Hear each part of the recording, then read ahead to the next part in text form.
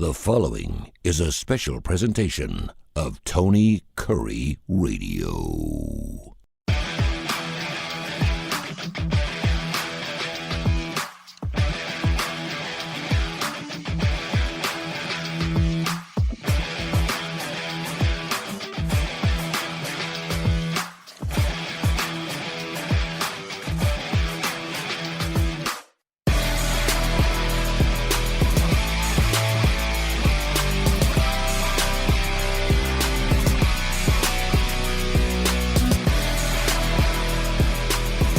Welcome in, everybody. It's our brand new show here on TKR, Keefer and Kurre.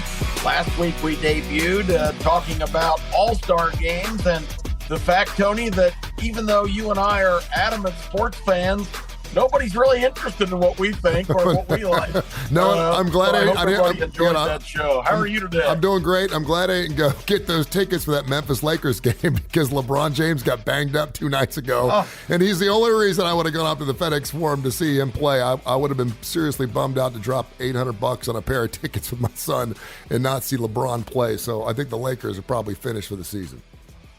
Yeah, they were surging too, so it's a shame. That's you talk about an ill-timed injury.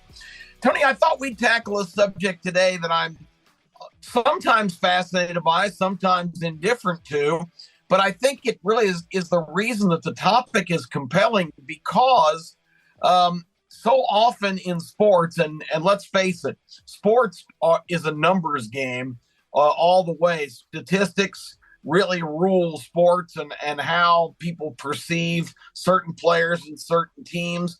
And some of the great records that were seemingly untouchable have been reached and broken. But to me, it's great drama because so often it's not so much the accomplishment as far as getting the attention of the public.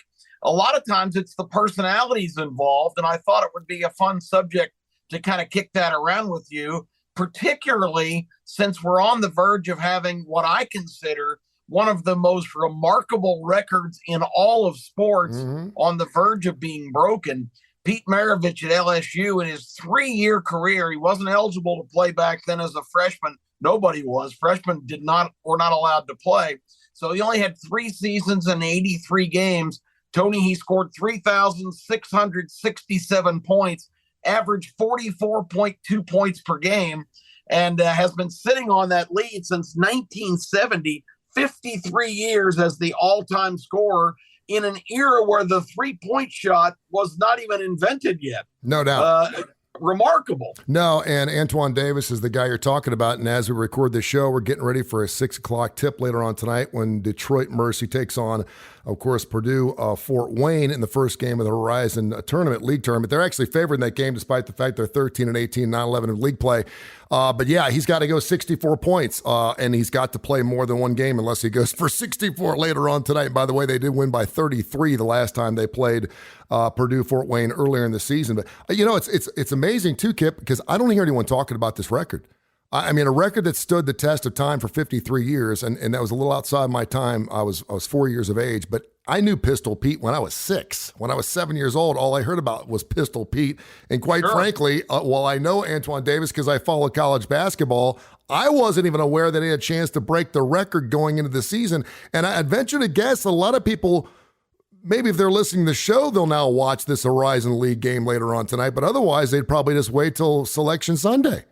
Oh, absolutely. Detroit Mercy against Purdue Fort Wayne, I don't think that's must-see TV. But there's interesting aspects here, Tony. Antoine Davis is the son of former UAB head coach and Alabama star player Mike Davis. Yes, sir. Who I know you crossed paths with in the past because he played his last 3 years at Alabama for a guy that you were very close to and worked with, and we both think is quite the character, the one, the only Wimp Sanderson. Well, I got to tell you something. Mike Davis, of course, the same coach that took Indiana to a national championship game. And I remember when he went down to UAB, people were talking about, wow, I can't believe we got a guy that actually played in a national championship game. I took my son. We actually sat on the bench with the players at a basketball game. And Mike Davis, I forget who he was yelling at, but I mean, the F-bombs were coming out left and right. I think there were probably 18 F-bombs in a 20-word sentence. And he was all over this. And my son was about 7 years old. His eyes were so big. And then Mike sat down right in front of us. We were in the second row, and Mike turned around, draped his arm over the back of his chair, and said, "How you doing, son? Are you having a good time?" And it was on national TV. It was on national television. I still have the clip saved. My son's mouth just dropped. He's like, "Dad, how in the world could he be so angry and so friendly all within about 30 seconds?" And I said, "Yeah." But yeah, this is one of those coveted records, and I know we're going to be doing the show on records that should be broken, maybe shouldn't be broken, are records made to be broken. This is one of those records that, quite frankly, it just is not getting the recognition that I think it probably should. And maybe it is because Pistol Pete did it in 3 years and what Antoine's paid 5 years. Remember 2020, they played virtually an entire regular season before the plug was pulled and there was no tournament. Yep. So he gets credit for all of those games and got another year of eligibility. So you just made a critically important point, and maybe it's why people are kind of shrugging this off. Tonight will be Antoine Davis's 143rd game. He's already played 61 more games than Pete Maravich. Well, this will be his 60th, I should say. So that's pretty ridiculous disparity. And the fact that Pete did not get the benefit of the 3-point shot, which a lot of experts have gone back and they estimate that out of the 1,500 approximate field goals that Pete Maravich made in his career, a third of them would have been from 3-point range, which would have been another 500 points. That would have pushed him over 4,100 points. And Tony, his career scoring per game average would be 49.6. Jeez. I mean, it's inconceivable. Yeah, it really is. And to kind of along your point, everyone was talking about LeBron James breaking Kareem Abdul-Jabbar's record a couple of weeks ago, and they were like, well, there was no 3-point line. Well, there was halfway through Kareem Abdul-Jabbar's career, but he only shot the 3 8 times in his life, and he only made 1, whereas LeBron James has tallied up over 2,000 points by going for threes. Yeah, I mean, listen, life ain't fair, right? Some guys are going to be playing 6 years. Rules change. We get that. We're bigger, stronger than we were 53 years ago. But I still think it's a record that really should be an awestruck type of record if, in fact, he breaks it. The thing I'm going to be interested in is I hope they win this game later on tonight. They go to the second round. Of course, their seeding's not as good because their record's lousy. But I wonder what kind of distribution there will be with Antoine Davis if, in fact, he is 30 points away in the second game of the Horizon League Valley. Do they care about actually winning the Horizon League, the only way they get into March Madness, or is it more important that they see their teammate break this record? What do you think? Yeah, that's going to be interesting because, the tournament, and it's one of the beauties of college basketball that it's a brand new season. Doesn't matter if you're 13 and 18. If you go on a run in your tournament, you can still get to the big dance. So if they get to the second round, I think that the emphasis is certainly going to be on winning the game. Within the back of their minds, we need to get Antoine hooked up for as many shots as we can. That's going to be a tough thing to kind of balance for that team.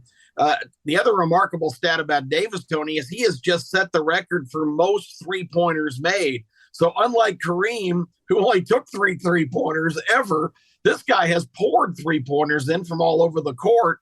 And it once again illustrates why this is a record that bothers me, because this is not a fair comparison to two guys' careers. And it's just total points. I understand that. And it is highly significant. But I'm personally not rooting for Antoine Davis to break the record. Nothing against him. What a remarkable career. But I have relished in years walking around talking basketball with people and pointing out that Pete Maravich, in a limited career of just 3 years and 83 games, has set this remarkable record and had the highest scoring average. Davis right now is only averaging 28 points a game, which leads the nation. Yeah.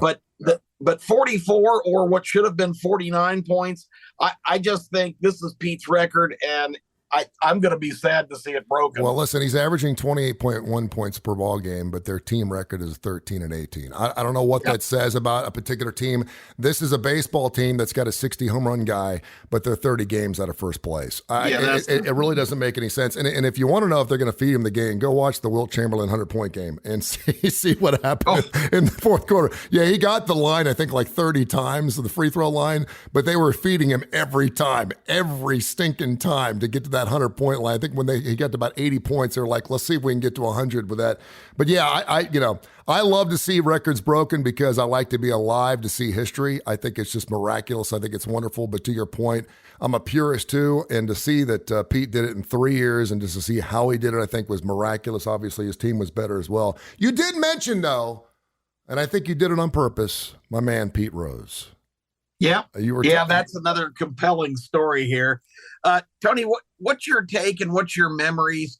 Pete's relentless pursuit of Ty Cobb's hit records, which people said would never be broken, 44,192.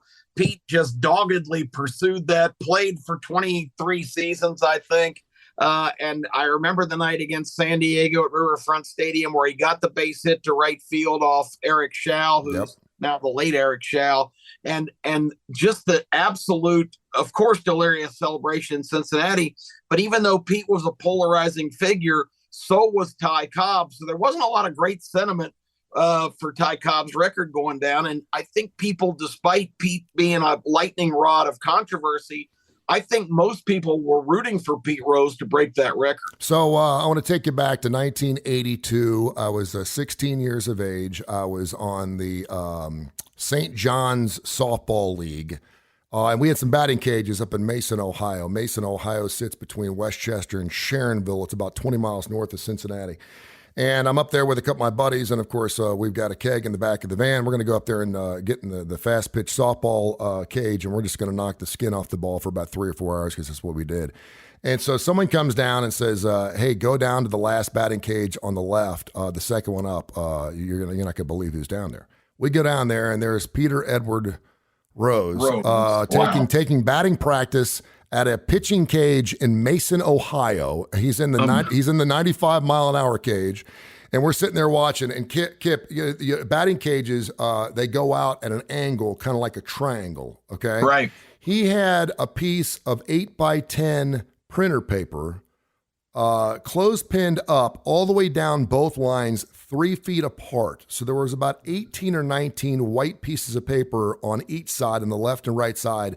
He could pick which piece of paper he was going to hit with the next baseball delivered. He's like, that's crazy. Sixth one on the left. And of course, he was a switch hitter. He's going both directions. So he said sixth one on the left, right-handed. He would turn around and go left-handed, sixth one on the left. And he would nail it every single time. I still get goosebumps telling that story. Now, I was at the 43rd game of his hitting streak.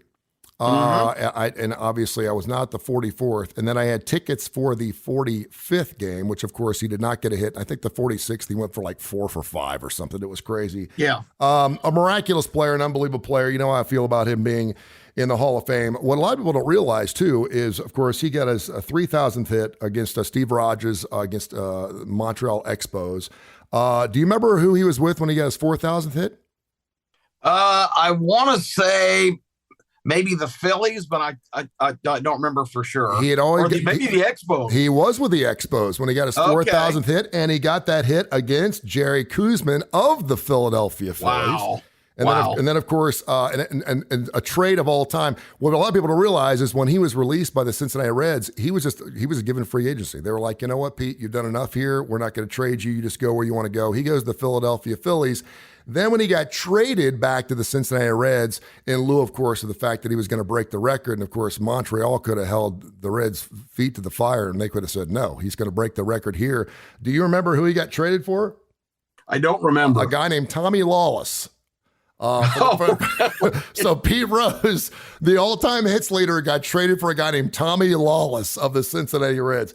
Yeah, that's one of those records, Kip, that will never be broken. It won't be broken. I know Derek Jeter was. We're talking about a guy who, first of all, think about 4,256 hits. You have to hit 200 hits a year for 21 years. That will never happen. The money's too big. And the other thing that I think is just crazy about this particular record, I think he hit over 300 like 15 times. And now you've got guys batting .284 with 17 bombs, and they're getting paid $10 million a year. I'm like, what the hell? And I believe Pete Rose was the first $100,000 guy. And people are like, we're going to pay this guy $100,000. You're damn right we're going to pay him on. Could you imagine what Pete Rose would be worth now in his prime in Major League Baseball? I mean, I saw there's some utility infielder for the Astros yesterday that's just signed a 3-year, $30 million deal. He hit .277 with 13 bombs last year. I'm like, what the hell's going on? I mean, it's crazy. It really is. Pete Rose, to me, hallowed, unbelievable. I know he recently got with Manfred back in November and wrote another long letter about how he wanted to get in the Hall of Fame. He will get in the Hall of Fame, Kip, but it's going to be after he dies. They're not going to allow him the joy. And that's just criminal. Just like Kenny Stabler. They're not going to allow him the joy. Yeah, he's in his 80s now, but baseball at first penalized him more, not for his misdeeds, but for not being contrite and apologetic. Yep. But Tony, I've been around Pete enough to know that's just not who he is. No. He's a rough and tough kid from the river banks of Metro Cincinnati, and this is a guy that doesn't apologize for anything. But it would certainly be the right thing for baseball to do. Some of the things you just mentioned, that pursuit of Joe DiMaggio's 56-game hit streak, which no one thought could ever be broken, and I still don't think it will be assaulted. That was pretty interesting from the standpoint of there was a lot of people not rooting for that, because the next guy I want to talk about, because DiMaggio wore the pinstripes and was a New York Yankee, which is like a sacred designation.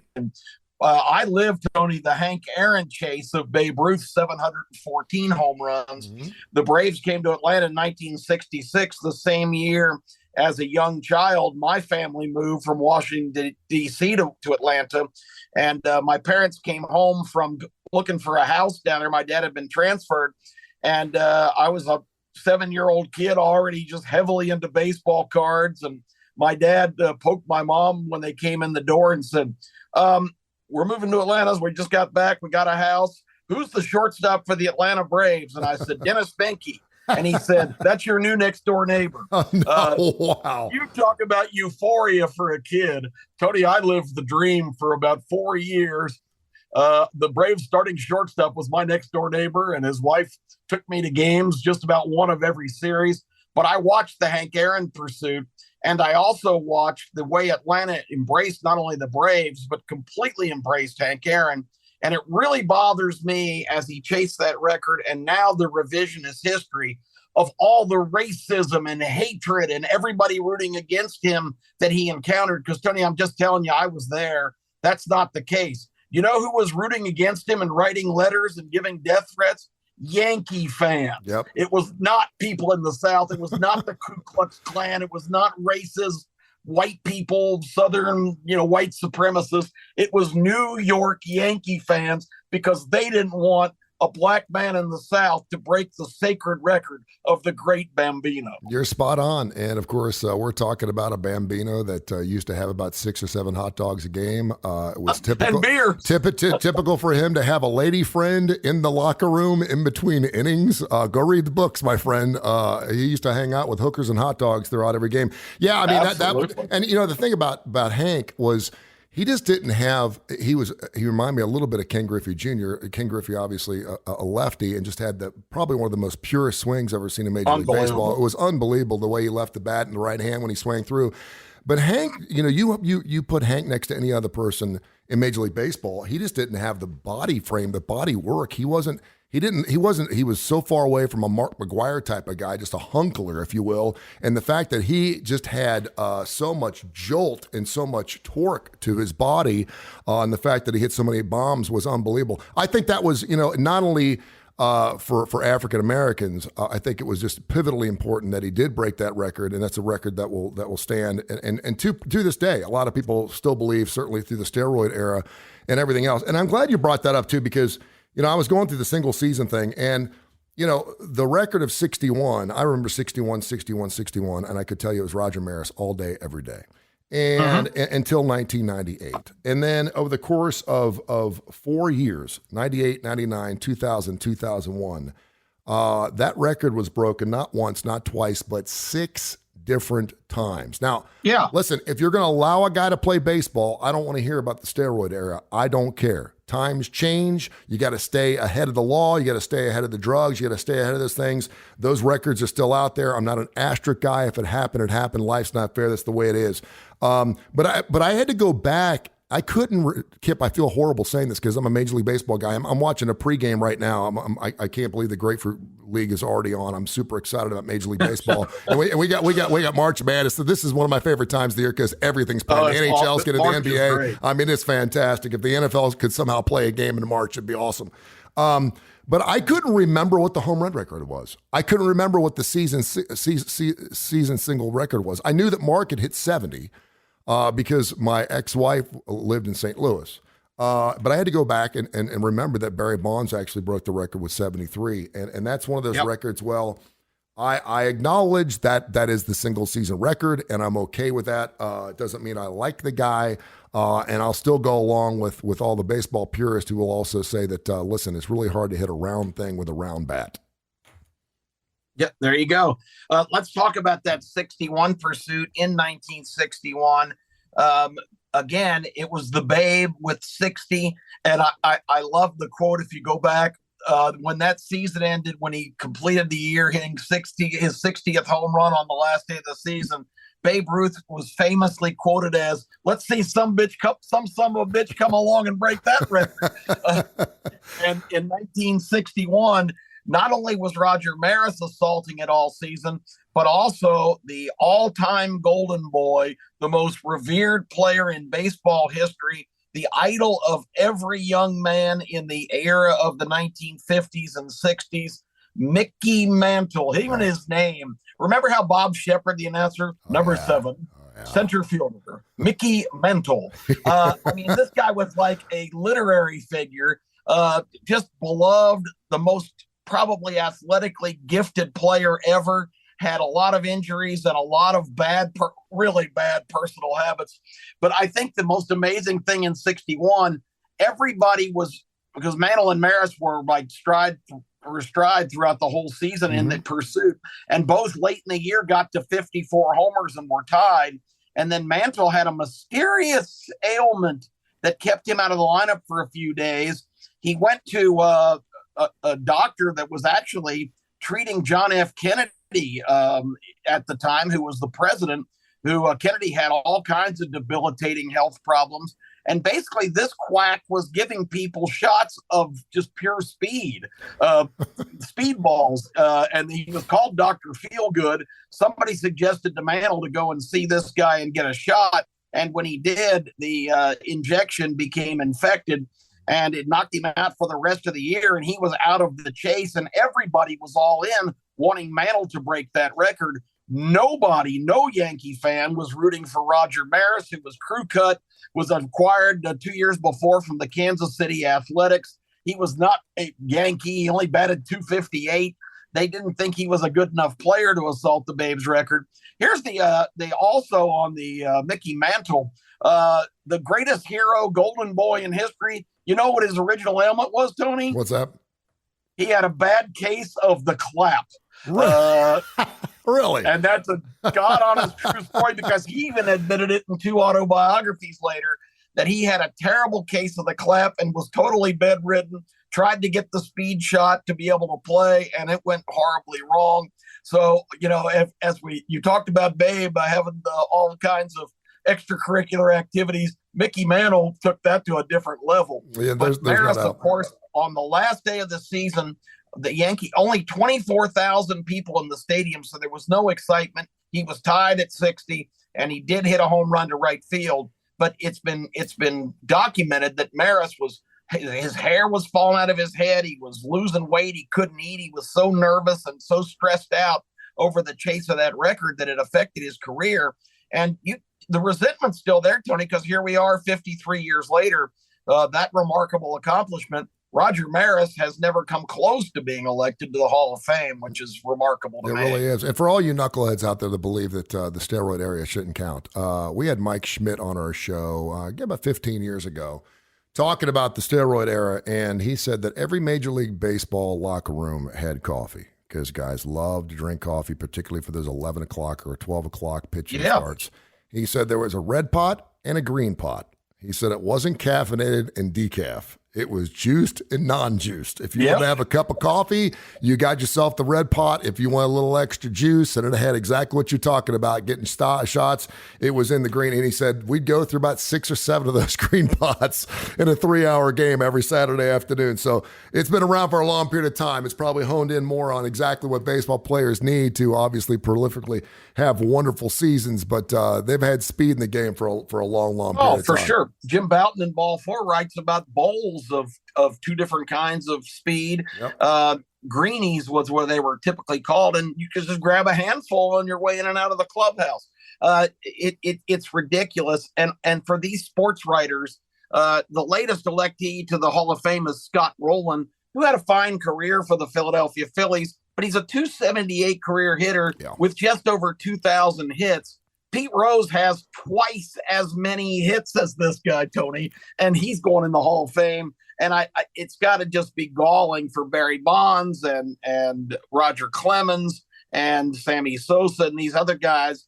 You're right. And a lot of their careers, steroids were not even banned until the very end. So it wasn't even illegal for them to be taking those. No, and the one thing about, we talk about rock and roll bands all the time. When something horrible happens or a bad situation happens, it goes out on social media. It's really important to lay low and then become relevant again. Mark McGwire at least has done that. He's working in Major League Baseball. He's been a hitting coach. He's done his things at St. Louis.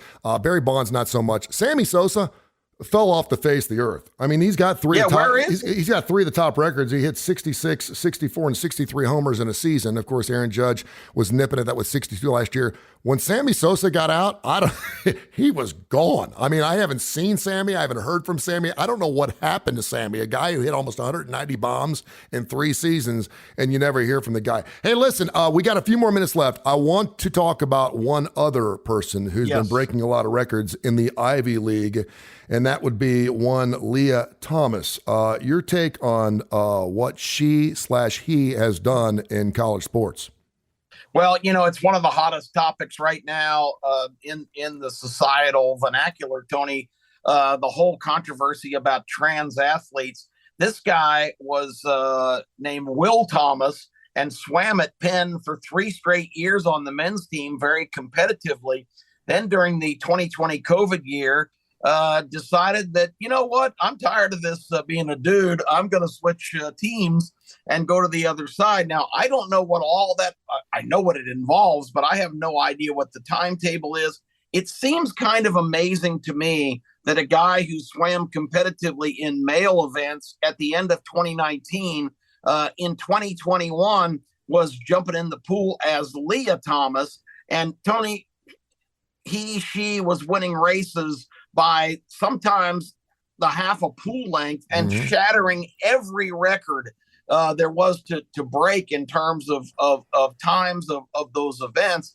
And, it's probably the poster child for all of this controversy. The high school track meet in New Jersey 2 years ago, 3 trans guys won every sprint running event, running 1, 2, 3. I mean, if I had and I was lucky enough to have a couple sons and not blessed to have a daughter. I know you have one, but I can't imagine, watching your daughter get up every morning. And if you're a swimmer, I mean, it's commitment with a capital C. You're heading to practice at 5:30 in the morning and you're swimming all the time. I mean, it is the ultimate game to hone your skills and get into the physical shape needed. I can't imagine having a daughter that was Olympic quality swimmer and a major college performer, and all of a sudden she's being decimated by the length of the pool by this guy who's declared himself a woman. What's your take? Because I have nothing against anybody making a decision for themselves, But I think this is totally wrong, and I know that is going to get the wrath of a lot of people that are going to disagree, but I'm interested to hear what you think. Well, Leah, Will at the time, back in 2019, in defense of Will, set 5 records as a male, first of all. Then as Leah set 6 records for the women's swim league. And listen, I'm going to be compassionate here, and I'm going to try to be nice, but I'll make this point. If you put a spoiler and mag wheels on a GMC Hornet, it's still a GMC Hornet. If you put steak sauce on a hot dog, it's still a weenie. All right. You can do everything you can to change a person's body over the period of time to be more like a male or a female, either direction you're going on. But you still have different genetics, XY chromosomes, muscle mass, bone mass, all the things that create men. That's why men are taller typically than women are in this country. And yes, we're more strong. You don't see many women lumberjacks. You don't. You can be. Feel free to go become a lumberjack, knock yourself out, but you don't see as many women in strong sports like men. And obviously, I know that Phelps has actually weighed in on this, and he's kind of straddled the line. I believe that in the next 5 to 10 years, we'll probably have transgender games. I think eventually we'll have some type of platform where if you're transgender, then you'll have your own platform to do your games. Life is not fair. And I'm not saying that if I had a daughter who is getting beat by a person who used to be a male who is now a female, and let's make this point too. And I know there's this 18-year-old age thing, this 16-year-old thing. I think the state of Alabama is even saying that any doctor that administers any type of testosterone or estrogen into a person who's under 18 can be arrested and fined $50,000. And I agree with that because we're not full. Hell, you and I aren't fully mature. We're in our 50s. I'm not going to tell an 18 or 19-year-old who's still trying to find themselves if this is the right decision or not. My thoughts and prayers go out to those folks. I don't know anyone that openly says, you know what, I've lived my entire life as a male and now I want to be a female because they know the criticism's coming. We're not very compassionate to that. My thoughts and prayers, again, go to those people. I hope they find their ways. But when you're talking about records, they should not be broken by that individual, and they should not stand. I don't believe that. And again, we talk about things not being fair. It's not fair that a person who swam their entire life as a male for 18, 19 years and all of a sudden becomes a female over the course of 2 years is breaking every women's record for the Ivy League. I don't think it's fair to everyone who set those records in the past, and I don't think they should stand. And what, again, I don't, and I should know this, but what qualifies is just starting the process and getting the hormones and having certain things altered. Is that enough to qualify, or is there some kind of threshold where, okay, yeah, you're officially a female? I think a lot of these guys are, quote, in transition, which to me is more unjust than anything. There is, and I'm not a doctor, but I do work with Dr. Josh Claypa, who's not an MD, but he's a psychologist. There is a certain amount of medication, estrogen, testosterone, whatever it is, over the course of a period of time that has to be administered before someone can actually be recognized as a transgender individual. Okay. Now, I found an old picture of me and Bruce Jenner together back in 1992, and I showed it to my daughter, and I said, "Do you know who this is?" And he said, "No." And I said, "That's Caitlyn Jenner," and she couldn't believe it. And I said, "No," and he goes, "Is he really a woman?" And I said, "Well, he's had some work done, but my understanding too was that you had to have everything fixed if you were fully going to become a woman." I don't know if he's actually done that. And talk about it. Could you imagine Bruce Jenner 2 years before he started breaking all those records on the track and field? If all of a sudden he become a woman, what kind of records? What kind of records he would have broken as a transgender Olympic athlete? Oh my gosh! I mean, he was already won the bike. I'm trying to think what it's called now. The decathlon, the ultimate competition to determine the greatest athlete in the world. Yep. My goodness, what would he have done as a woman? You would have had to have 2 different boxes of Wheaties. You would have added the blue box and the pink box, my friend. So we started and finished, I think, with 2 of the glaring comparisons when it comes to records.